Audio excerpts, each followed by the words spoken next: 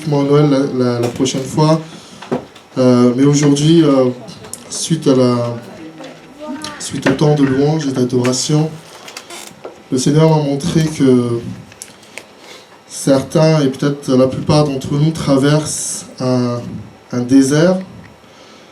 Et dans ce désert, il y a la sécheresse. Ce qui représente le désert, c'est la chaleur, c'est la difficulté, c'est la sécheresse. C'est que dans le désert, il y a peu d'eau ou pas d'eau. Et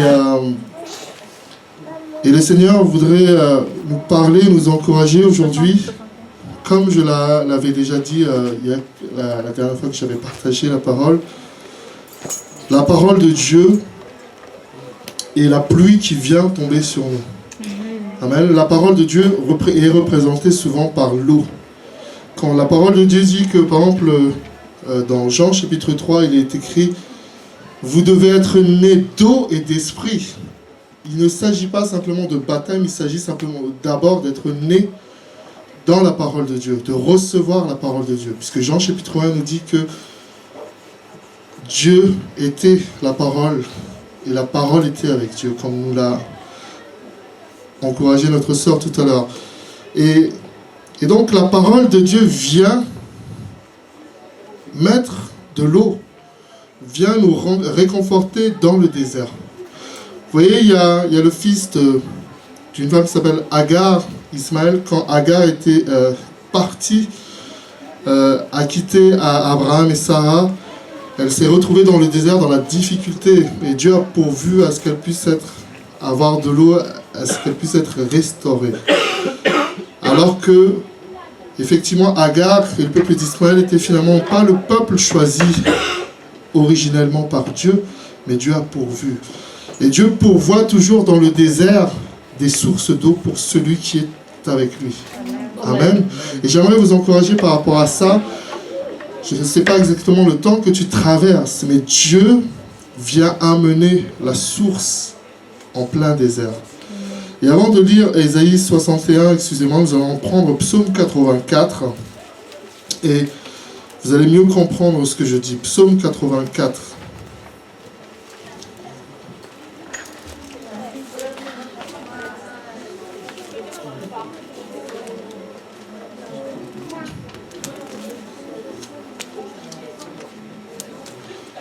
Psaume 84 à partir du verset 6 jusqu'au verset 9. Psaume 84 à partir du verset 6 jusqu'au verset 9. Vous y êtes? La parole de Dieu dit « Heureux ceux qui placent en toi leur appui. Ils trouvent dans leur cœur des chemins tout tracés. Lorsqu'ils traversent la vallée de Baca. » La vallée de Baca, c'est un désert. Lorsqu'ils traversent le désert, la vallée de Baca, ils la transforment en un lieu plein de sources. Et la pluie la couvre aussi de bénédictions. Leur force augmente pendant la marche et ils se présentent devant Dieu à Sion. Éternel Dieu des armées, écoute ma prière, prête l'oreille. Amen. J'aimerais insister sur ces quelques versets. La parole de Dieu dit, ils augmentent leur force pendant la marche. Je ne sais pas où tu en es aujourd'hui dans ta foi, mais Dieu veut t'encourager à continuer à marcher parce que Dieu va renouveler tes forces. Dans le désert où tu es, Dieu amène la pluie de bénédiction. N'aie pas peur du désert. C'est dur le désert. C'est la sécheresse qui vient nous envahir parfois. Mais si tu acceptes de te ressourcer auprès de Dieu, la pluie de bénédiction vient te rencontrer. Amen. Et ici, dans le livre de Jean, Jésus dit « Celui qui vient à moi, des sources d'eau vive couleront de son sein. » Amen. Et c'est pour ça que ici nous avons cette parole qu'un désert peut se transformer en un lieu plein de sources. Parce que c'est qui le transforme? C'est nous qui le transformons parce que nous avons Jésus en nous. Amen. Et c'est pour ça que même dans un endroit où, dans ton travail par exemple, tout le monde se fait licencier parce qu'il y a des problèmes économiques, Dieu te protège parce que tu es un lieu plein de sources au milieu du désert. Amen. Tout le monde est malade dans ton quartier, tu es le seul, la seule qui est en bonne santé parce que tu es un lieu plein de sources au milieu du désert. Et c'est ça notre foi, chers frères et sœurs. Notre foi, c'est au verset 6 que nous lisons, Psaume 84, « Heureux ceux qui placent en toi leur appui ». La question qui se pose aujourd'hui, c'est sur qui est-ce que je m'appuie? Amen. Si je m'appuie sur uniquement ma femme, uniquement mes enfants, uniquement mon travail, uniquement les gens qui m'entourent, ces gens-là peuvent aussi défaillir. On ne peut pas toujours compter sur les gens. C'est pas que les gens ne nous aiment pas, mais des fois ils n'ont pas la capacité. Mais quand tu places ton appui en Dieu, tu es heureux parce que Dieu est solide. Et c'est vrai que Jésus, dans les circonstances que nous vivons, j'avais partagé un message il y a 2 semaines, si vous vous en souvenez. Que fera les justes quand les fondements seront ébranlés? Aujourd'hui, chers frères et sœurs, nous sommes dans un temps où c'est celui qui est solide qui résiste et qui peut continuer à marcher. Il y a tellement d'épreuves, tellement de découragement, que si tu ne bâtis pas sur le rocher comme Jésus nous demande, ta vie se déstabilise. Tu es complètement fatigué, tu es complètement découragé. Mais Dieu veut nous apprendre à continuer à bâtir sur le rocher. Si tu n'as pas encore bâti sur le rocher, bâtir sur le rocher, ça veut dire bâtir sur la parole de Dieu. Tu ne fais rien sans prier et sans lire la Bible. Tu ne fais pas de projet sans prier, sans lire la Bible. Et donc j'aimerais vous encourager que Dieu voit la sécheresse qu'il y a dans nos vies. Amen. Et nous allons lire une parole, nous allons revenir sur Ésaïe 61 tout à l'heure, mais regardons un instant Ésaïe 43. Ésaïe 43, toujours dans l'Ancien Testament, après les psaumes, cantiques, Ésaïe 43.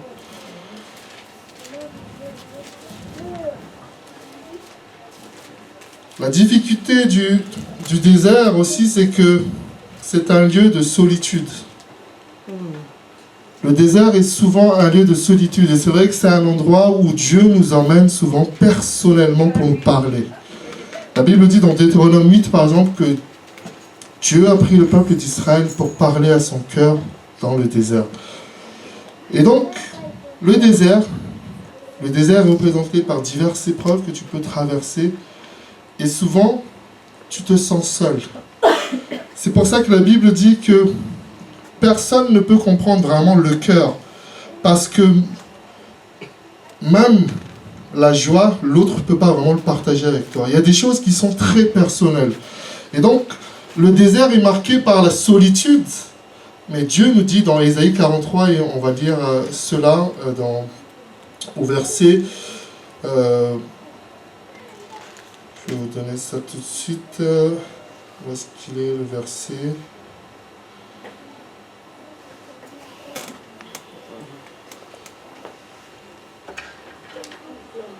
Verset 9.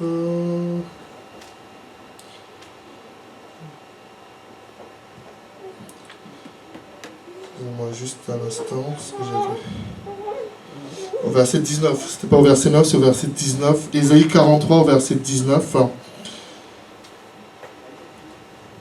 La Bible dit, Dieu dit, voici, je vais faire une chose nouvelle sur le point d'arriver.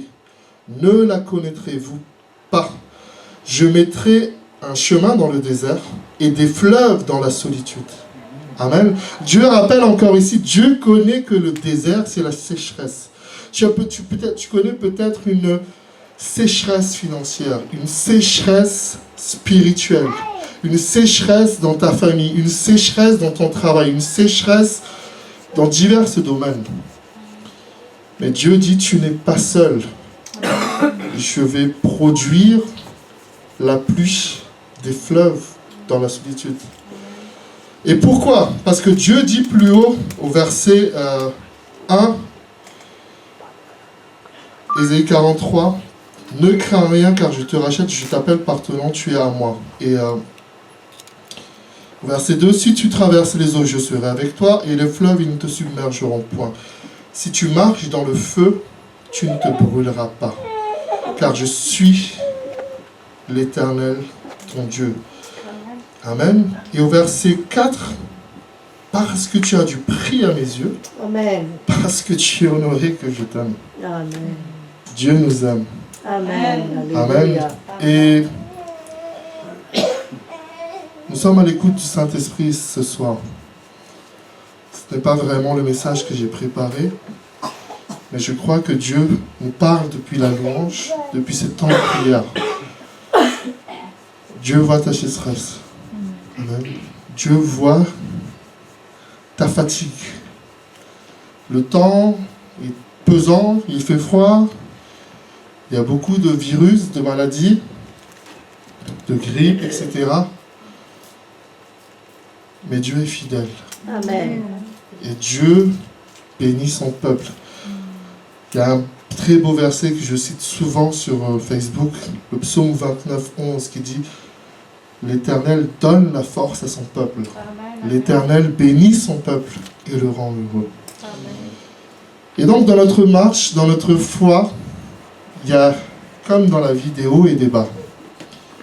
Et c'est au moment des bas que tu dois continuer à louer le Seigneur, comme la sœur l'a indiqué tout à l'heure. Je partagerai un autre message dans le courant de l'année prochaine qui s'intitule « Valeur de l'adoration et voleur d'adoration ». Il y a des voleurs d'adoration comme la fatigue, les problèmes, les épreuves, tout ce qui t'entoure. Et il y a la valeur de ton adoration devant Dieu. Malgré les épreuves, Dieu mérite la louange. Amen. Parce que Dieu m'a déjà béni et il me bénira encore. Amen. Et nous devons faire attention aux voleurs d'adoration. Le monde veut toujours voler notre cœur, voler notre adoration à Dieu. Restez sur Ésaïe 43, parlant de ça au verset 21, regardons ce qui est écrit. « Le peuple que je me suis formé publiera mes louanges. » Nous sommes l'église chrétienne de louange et d'adoration et plus que tout autre peuple, plus que toute autre église, nous devons toujours avoir à cœur de louer le Seigneur. Amen. Parce que nous savons qui est Dieu. Parce que nous savons que Dieu mérite la louange en toutes circonstances. Alléluia. Alléluia. Que la sécheresse s'arrête. Dieu amène la pluie. Nous avons prié tout à l'heure, nous allons continuer à prier tout à l'heure. Fais pleuvoir, Seigneur. Dieu est en train de faire pleuvoir.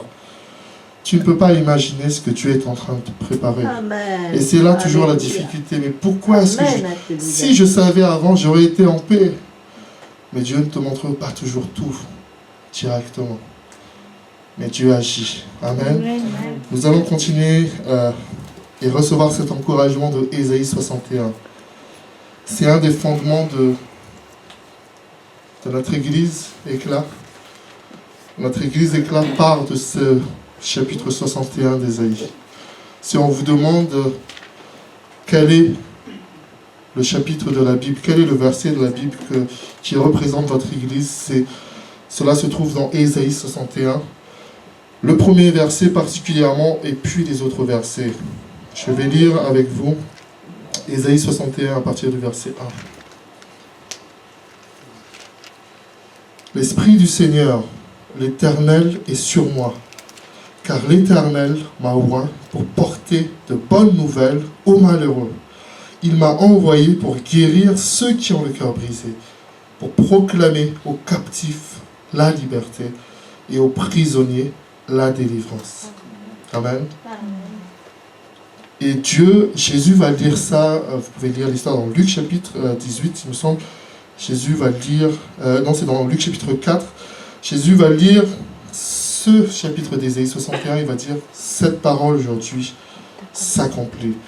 Et la Bible dit au verset 2 « Pour publier une année de grâce de l'Éternel et un jour de vengeance de notre Dieu, pour consoler tous les affligés, pour accorder aux affligés de Sion, pour leur donner un diadème au lieu de la cendre, une nuit de joie au lieu du deuil, un vêtement de louange au lieu d'un esprit abattu. » Qui veut changer de vêtement aujourd'hui? Amen. Amen. Un vêtement de louange au lieu d'un esprit abattu. Le travail de l'ennemi, le travail du voleur. La Bible dit dans Jean 10 que le voleur ne vient que pour dérober, égorger. Le voleur d'adoration va venir dans ces temps, et en plus dans ces temps particuliers de fête, Je disais sur Facebook cette semaine, esprit de fête ou esprit de défaite. Il n'y a jamais plus autant de suicides que pendant les périodes de fête, de fin d'année, de Noël. Les gens se sentent seuls, les gens se sentent rejetés, les gens se sentent mal aimés. Et ils s'oublient, ils se détestent, ils finissent par enlever leur vie. Parce que l'esprit de Dieu, de l'ennemi vient s'abattre sur les gens. Et nous devons nous revêtir d'un vêtement de louange. Dieu ne veut pas t'habiller. Tu n'es plus un enfant pour que Dieu t'habille. C'est à toi de dire, je prends le vêtement de louange que Dieu me donne. La louange dans la maturité. Amen. Je continue la lecture. Afin qu'on les appelle les térébintes de la justice, une plantation de l'Éternel pour servir à sa gloire. Et regardez le verset 4 qui m'a toujours encouragé, et j'aimerais terminer sur ça, par encouragement. Ils rebâtiront sur d'anciennes ruines, ils relèveront d'antiques décombres, ils renouvelleront des villes ravagées, dévastées depuis longtemps. Alléluia. Alléluia. Je ne sais pas ce qui a été dévasté dans ta vie. Moi, pendant longtemps, ça a été mon cœur, au niveau de l'amour, de déception amoureuse en déception amoureuse. Et je n'étais plus capable d'aimer et de recevoir de l'amour. C'est un témoignage que j'ai déjà souvent partagé. Et je le répète encore parce que j'étais dans cet état d'esprit. Et Dieu m'a rappelé Ésaïe 61. Dieu m'a dit, tu peux encore rebâtir. Tu peux rebâtir. J'avais pleuré toutes les larmes de mon corps un soir dans mon ancien travail. Quand j'étais dans la restauration, j'ai dit, Seigneur, qu'est-ce que je veux devenir? Je ne vais pas tenir longtemps. Qu'est-ce que je vais faire? Tu peux rebâtir sur d'anciennes ruines. Il y a des choses que tu as ratées dans divers domaines. Tu es capable de rebâtir. Dieu va t'aider à rebâtir. Amen. Ne laisse pas, n'accepte pas que ça soit mort pour toujours. Parce que Dieu est un Dieu de grâce. Et Dieu... Vous savez, moi je vous conseille de lire Ésaïe. C'est un livre prophétique. C'est un livre où on annonce la venue de Jésus-Christ. C'est un livre où on parle beaucoup d'amour, de consolation. Quand vous lisez Ésaïe 40, 41, 42, 43, Dieu dit « Consolez, consolez mon peuple ». Et Dieu est capable de rétablir. Dieu est capable de relever. Amen. J'aimerais t'encourager par rapport à ça. Quand vous lisez par exemple Ésaïe 60, il y a eu des ténèbres, il y a eu des combats, il y a eu des difficultés, il y a eu des défaites. Mais à un moment donné, Dieu dit, lève-toi, sois éclairé car ta lumière arrive. Il y a toujours un temps où Dieu te demande de te lever parce qu'il s'apprête à agir. Amen. Amen. Je ne sais pas ce que tu traverses. Peu importe la difficulté, mais Dieu te dit, lève-toi car ta lumière arrive. Amen. Il y a un moment donné où Dieu a déversé sa pluie, Dieu déverse ses bénédictions et il te demande de te lever, de prier et d'agir. Ouvrez un instant votre Bible et nous en terminerons là. Dans le livre d'Ézéchiel, chapitre 37. Ézéchiel, c'est toujours dans l'Ancien Testament. Ézéchiel, chapitre 37.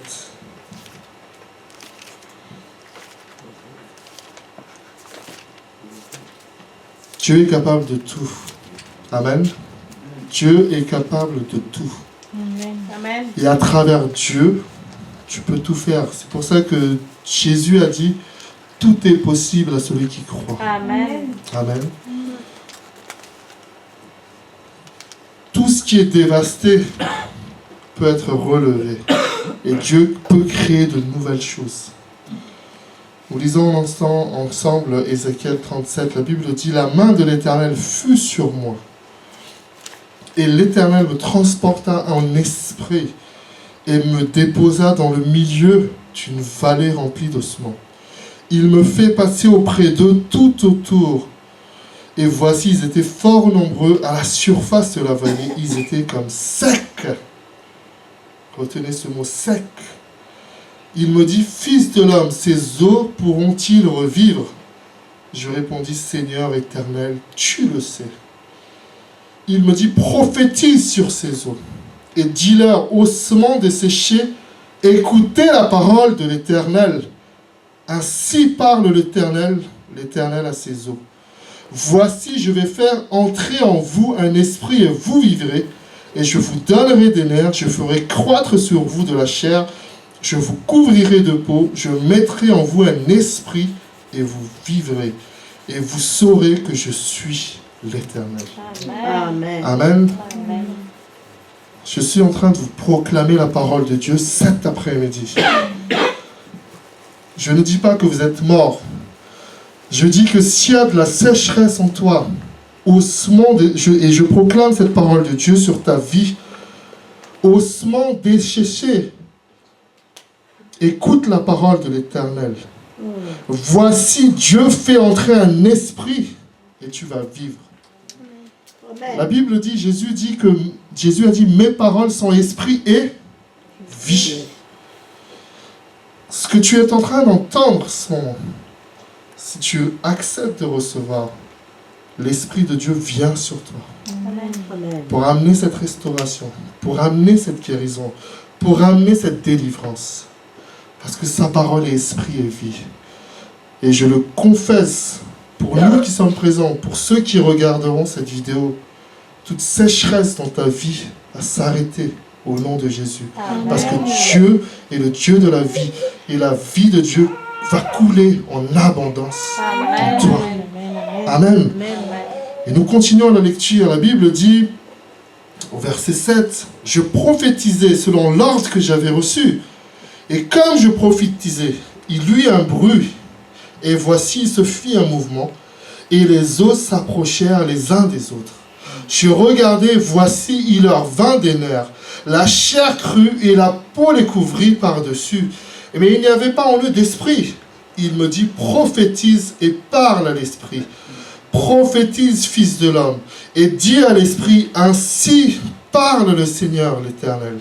Esprit, viens des quatre vents, souffle sur ces morts, et qu'ils revivent. Je prophétisais selon l'ordre qu'il m'avait donné.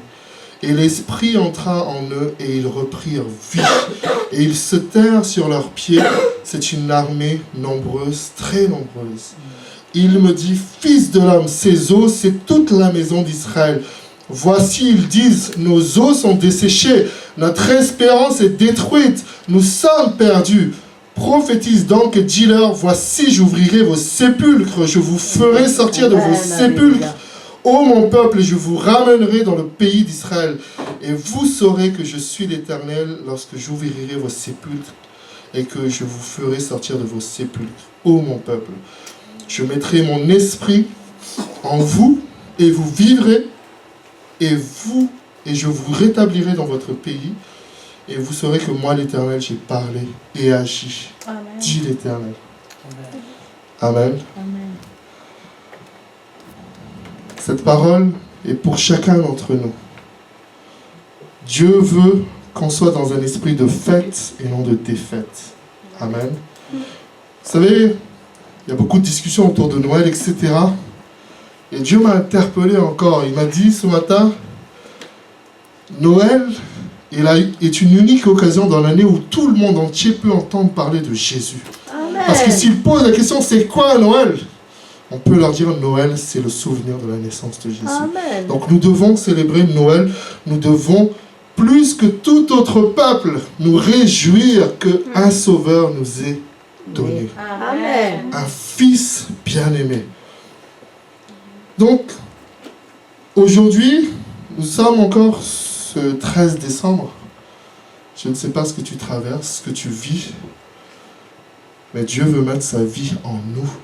Amen. veut faire couler sa vie. Alléluia. Si Amen. tu as besoin d'une prise de sang aujourd'hui, Dieu veut le mettre. Amen. Que Dieu soit béni. Est-ce qu'on peut couper la caméra?